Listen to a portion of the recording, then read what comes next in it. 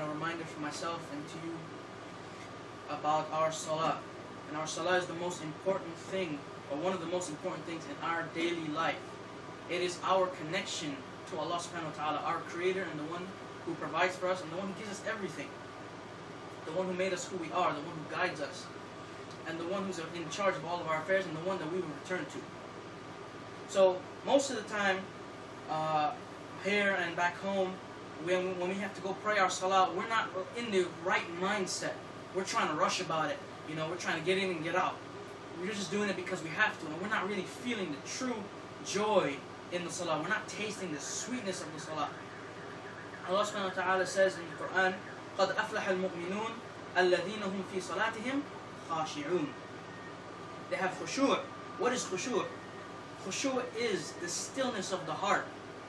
It's being still and being tranquil when the words of Allah subhanahu wa ta'ala are being recited.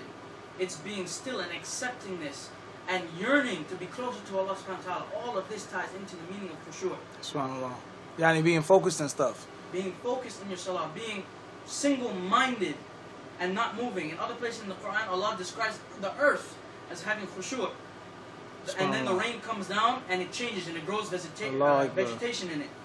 So I mean, how does a person living in America, for example, you know, everyday Muslim, how do they get khushu'? What are some of the things that help you in having khushu' in your salah? There are many factors, and we're not going to go into all of them. But some of the things that for us 9 to 5 Muslims, someone who has to go to work every day, has kids, has school, he doesn't really have a lot of time. You know, first and foremost, he has to remember who Allah is.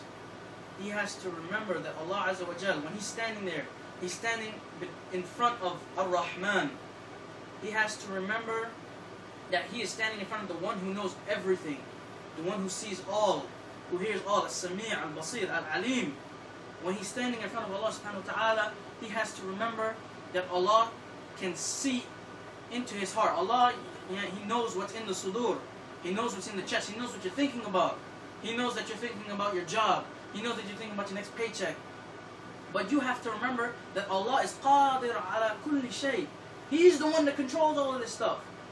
So you don't need to be worrying about all of these things, but to remember that Allah subhanahu wa ta'ala is like you're in front of him, that he knows what you're thinking about, and he's the one in control of those things that you're worrying about. That's one way.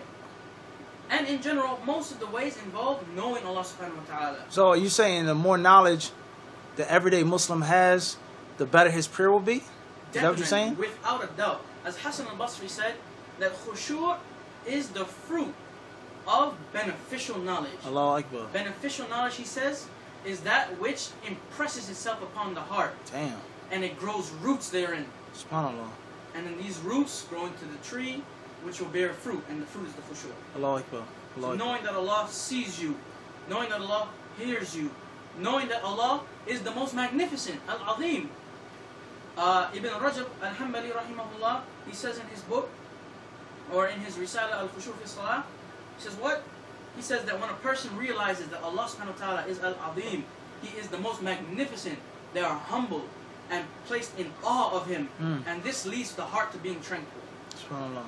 So what's some of the benefits? I don't mean to cut you off, but like, how does a Muslim know when he has khushu'? When he finishes the prayer, he goes back to work or to his family or go back to school. Yani, what should be some of the effects of that khushu' in his daily life? The effects of the khushu' in his daily life, he'll see himself change. He'll see his mu'amala, how he deals with everybody changing. Because the khushu' in the salah is going to lead him to having the khushu' outside of the salah. He's going to remember Allah outside of salah. He is going to remember that Allah is watching him, that Allah is the most magnificent, that Allah is the provider.